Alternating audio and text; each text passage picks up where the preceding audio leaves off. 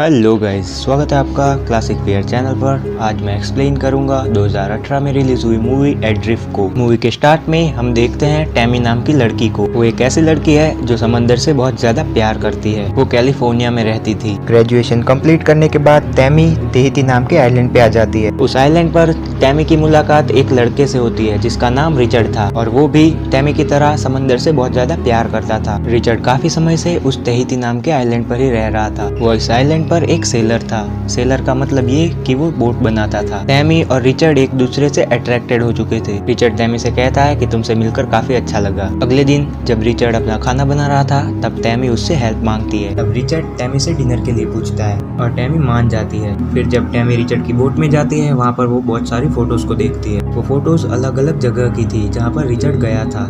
Tammy ये सब कुछ देख के रिचर्ड से काफी ज्यादा इम्प्रेस हो जाती है। रिचर्ड टैमी से कहता है कि इस बोट को उसने खुद बनाया है। टैमी रिचर्ड से पूछती है कि समंदर में अकेला रहना कैसा होता है। रिचर्ड टैमी से कहता है कि समंदर में ज्यादा दिनों तक रहने से हमारी नींद पूरी नहीं होती, शरीर काला पड़ जाता है और हमें भूखा भी रहना पड़ता है और हमें समंदर से चिढ़ भी हो जाती है। टैमी रिचर्ड से कहती है कि तो फिर तुम समंदर में क्यों जाते हो। तब रिचर्ड टैमी से कहता है कि समंदर में जाना एक अलग फीलिंग है जिसे शब्दों में बयां नहीं किया जा सकता। अगले दिन रिचर्ड टैमी को अपने साथ समंदर में घुमाने ले जाता है। अब धीरे धीरे इन दोनों को एक दूसरे से प्यार हो जाता है। ऐसे ही एक दिन इन्हें एक बूढ़े कपल मिलते हैं जो रिचर्ड को पहले से जानते थे। वो लोग रिचर्ड से कहते हैं कि तुम्हें हमारा एक यार्ड कैलिफोर्निया तक पहुंचाना है और वापसी के लिए हम तुम्हें प्लेन का टिकट देंगे और इस काम को करने के लिए हम तुम्हें $10,000 भी देंगे। और ये ऑफर रिचर्ड को काफी ज्यादा पसंद आता है। रिचर्ड उन कपल से कहता है कि क्या आप वापसी के लिए 2 टिकट्स करवा सकते हैं, क्योंकि वो टैमी को भी साथ ले जाना चाहता था। यहाँ वो बूढ़े कपल भी मान जाते हैं और इनकी डील फाइनल हो जाती है। जब शाम को रिचर्ड और टैमी साथ में बैठे हुए थे तब टैमी रिचर्ड से कहती है कि वो वापस अपने घर कैलिफोर्निया नहीं जाना चाहती। फिर रिचर्ड टैमी से कहता है कि इतनी जगह घूमने के बाद फिर तुम मुझे मिली हो और मैं तुम्हें खोना नहीं चाहता, इसलिए मैं तुम्हें साथ ले चलूंगा। फिर टैमी भी उसके साथ जाने के लिए मान जाती है। फिर वो दोनों ही कैलिफोर्निया के लिए निकल जाते हैं। जब वो लोग आधे रास्ते पहुंच जाते हैं तब रिचर्ड टैमी को प्रपोज करता है और टैमी भी हाँ कर देती है। रिचर्ड उसे एक रिंग पहनाता है और वो दोनों एक दूसरे के गले लग जाते हैं। और अगले दिन एक पंछी इनकी बोट पर आकर गिरता है। ये देखकर रिचर्ड सोच में पड़ जाता है क्योंकि वो लोग समंदर के बीच में थे और वहाँ पर पंछी नहीं उड़ते। टैमी रिचर्ड से कहती है कि क्या कोई परेशानी वाली बात है, क्या कोई मुसीबत हमारी तरफ आ रही है क्या। तब रिचर्ड कहता है कि मैं रेडियो के थ्रू इन्फॉर्मेशन लेके तुम्हें बताता हूँ। जब रिचर्ड बात करता है तो उसे पता चलता है कि एक बड़ा सा तूफान उनकी तरफ आ रहा है। तब टैमी रिचर्ड से कहती है कि हमें अपनी बोट को रोक देना चाहिए और जब वो तूफान चला जाएगा तब हम आगे बढ़ेंगे। लेकिन इनकी किस्मत इतनी अच्छी कहाँ, रात को ही वो तूफान इनकी ओर आ जाता है। बहुत बड़ी बड़ी लहरें इनकी यॉट से टकरा रही थी। रिचर्ड टैमी से कहता है कि तुम नीचे यॉट के अंदर चली जाओ, वहाँ पर तुम सेफ रहोगी।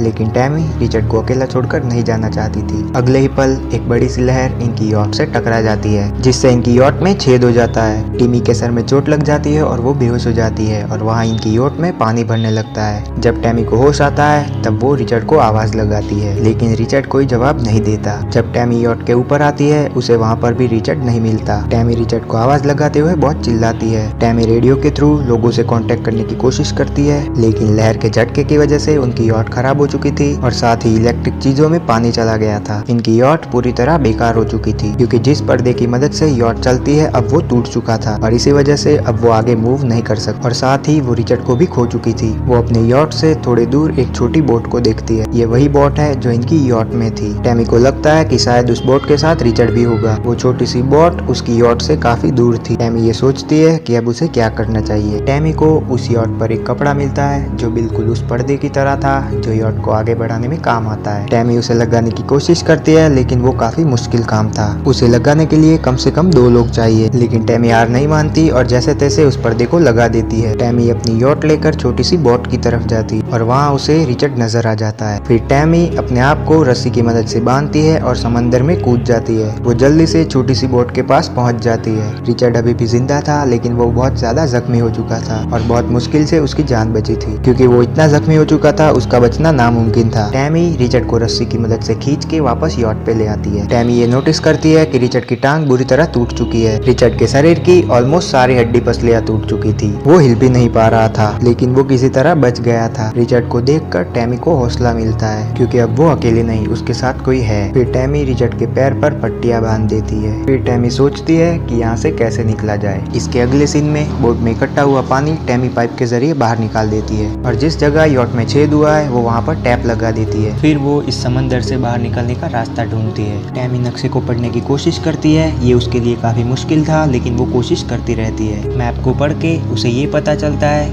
कि उनकी यॉट 25 दिन में सैंटियागो पहुंच सकती है अगर उनकी यॉट खराब ना हो। लेकिन वो जहाँ पर है वहाँ पर हवा बहुत तेज थी, इसलिए उनकी यॉट उस दिशा में नहीं जा रही जहाँ पर सैंटियागो है। अब उस यॉट में जितना भी खाना बचा था टैमी उसे इकट्ठा करती है। वो खाना बहुत ही कम था, ज्यादा से ज्यादा 14 या 15 दिनों तक चल सकता था। इन दोनों के लिए सबसे बड़ी मुसीबत ये थी कि इनके पास पीने का पानी नहीं था क्योंकि लहरों के टकराने की वजह से उनका वाटर प्रेशर टूट चुका था और पानी आना बंद हो चुका था। लेकिन लकीली इन्हें अपनी यॉट में एक पानी की बोतल मिल जाती है। उन दोनों को यह लग रहा था कि वो अब यहाँ से नहीं निकल पाएंगे, वो यहाँ पर ही गुम हो जाएंगे और मर जाएंगे। वो दोनों ही समंदर में ऐसी जगह फंस गए थे जहाँ पर इनका बचना मुश्किल है। इनका खाना भी अब दिन ब दिन कम हो रहा था और मुसीबत की बात ये थी कि टैमी वेजिटेरियन थी। टैमी बहुत परेशान हो चुकी थी। अब रिचर्ड उसे कहता है कि हमारे पास खाना खत्म नहीं हो सकता अगर तुम समंदर में जाकर मछलियाँ पकड़ो। लेकिन टैमी साफ मना कर देती है। लेकिन फिर भी वो मछलियाँ पकड़ने का ट्राई करती है लेकिन हर बार वो नाकाम हो जाती है। टैमी रिचर्ड से माफी मांगती है क्योंकि वो एक भी मछली नहीं पकड़ पाई। फिर कुदरत इन पर मेहरबान हो जाती है और बारिश आ जाती है।